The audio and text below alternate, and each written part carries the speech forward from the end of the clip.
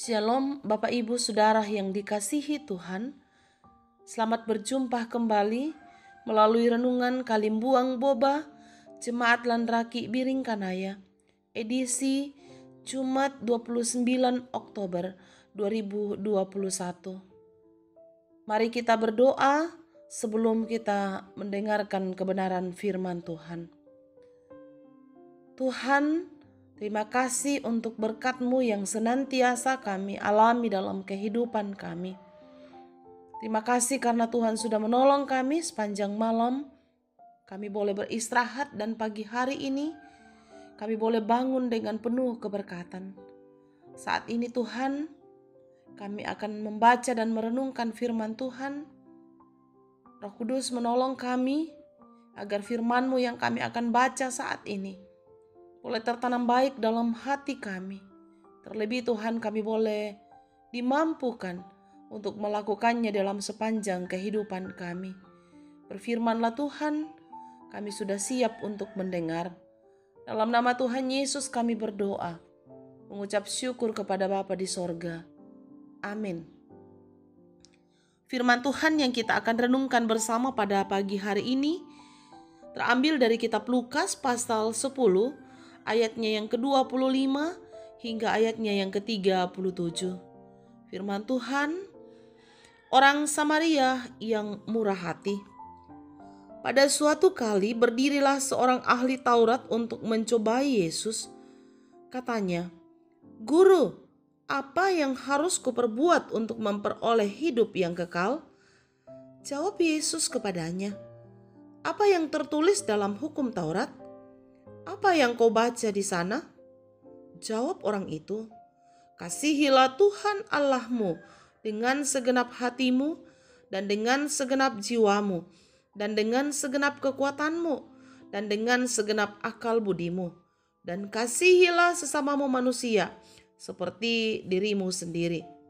Kata Yesus kepadanya, "Jawabmu itu benar. Perbuatlah demikian, maka engkau akan hidup." Tetapi untuk membenarkan dirinya, orang itu berkata kepada Yesus, "Dan siapakah sesamaku manusia?" Jawab Yesus, "Adalah seorang yang turun dari Yerusalem ke Yeriko. Ia jatuh ke tangan penyamun-penyamun yang bukan saja merampoknya habis-habisan, tetapi juga memukulnya, dan yang sesudah itu pergi meninggalkannya setengah mati. Kebetulan ada seorang imam turun melalui jalan itu. Ia melihat orang itu, tetapi ia melewatinya dari seberang jalan. Demikian juga seorang Lewi datang ke tempat itu. Ketika ia melihat orang itu, ia melewatinya dari seberang jalan. Lalu datang seorang Samaria yang sedang dalam perjalanan ke tempat itu.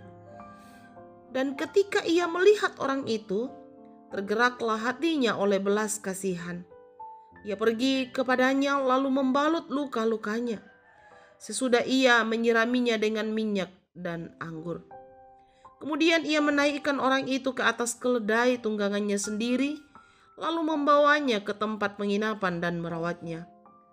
Keesokan harinya, ia menyerahkan 2 dinar kepada pemilik penginapan itu, katanya, "Rawatlah dia, dan jika kau belanjakan lebih dari ini, aku akan menggantinya waktu aku kembali."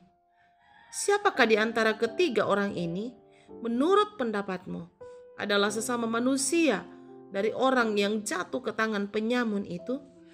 Jawab orang itu, "Orang yang telah menunjukkan belas kasihan kepadanya." Kata Yesus kepadanya, "Pergilah dan perbuatlah demikian." Sampai demikian jauh pembacaan firman Tuhan. Yang berbahagia adalah kita semua yang masih diberi kesempatan untuk mendengarkan firman Tuhan. Terlebih kita berlakukan di dalam sepanjang kehidupan kita. Tema renungan kita pada pagi hari ini adalah kasih itu bertindak. Bapak Ibu Saudara yang dikasihi Tuhan, teori khusus belajar berenang yaitu tiup napas melalui hidung di dalam air, apungkan tubuh di air, Hilangkan rasa takut tenggelam, gerakkan kaki dan tangan sesuai gaya yang dikehendaki. Namun Bapak Ibu, dapatkah kita segera mahir berenang setelah mengetahui teori di atas? Tentu tidak. Kita harus mempraktekkan teori berenang itu di tempat berenang. Bila dipraktekkan, teori itu kemungkinan tidak berjalan mudah. Kita akan mengalami hal-hal seperti kepanikan, ketakutan, meminum air, bahkan tenggelam, sampai akhirnya kita mahir berenang. Dalam pembacaan kita hari ini, di Lukas 10 ayat 25 sampai 37, menceritakan tentang diskusi Yesus dengan ahli Taurat mengenai jalan menuju hidup kekal. Jawaban jalan menuju hidup kekal adalah dengan segenap hati, segenap jiwa, segenap kekuatan, dan segenap akal budi mengasihi Tuhan, serta mengasihi sesama seperti mengasihi diri sendiri. Yesus memperjelas di dalam perumpamaan tentang 3 orang, yaitu seorang imam, seorang Lewi, dan seorang Samaria yang melihat orang terkapar di jalan oleh karena dirampok. Hanya orang Samaria yang mempraktikkan kasih itu. Ia bahkan secara total melakukan kasih itu dengan meninggalkan tambahan 2 dinar kepada pemilik penginapan untuk terus merawat orang yang dirampok itu sampai sembuh, dan bahkan bersedia mengganti kekurangan biaya perawatan itu ketika ia kembali. Bapak Ibu yang dikasihi Tuhan, dari tindakan yang dilakukan oleh orang Samaria, di situ terlihat adanya pembuktian kasih. Kasih harus terbukti dalam tindakan.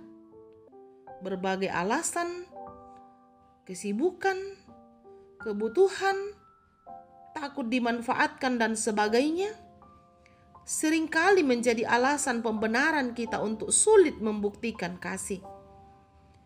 Kasih tidak bergantung kepada keadaan di luar kita, tetapi kepada keputusan dalam diri kita. Dan pilihannya ada di tangan kita.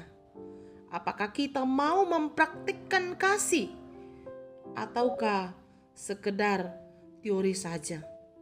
Bapak Ibu yang dikasihi Tuhan, mari kita memiliki komitmen dalam menjalani hidup ini.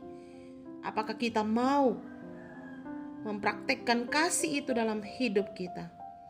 Dan biarlah praktek kasih itu yang kita lakukan boleh menghasilkan buah-buah iman kita. Roh Kudus menolong kita. Amin. Mari kita berdoa. Terima kasih ya Tuhan untuk waktu yang Tuhan boleh sediakan bagi kami. Kami boleh mendengarkan dan merenungkan akan kebenaran firman Tuhan, di mana firman-Mu hari ini mengajarkan kami untuk memiliki kasih. Dan kasih itu tidak sekedar kami ucapkan.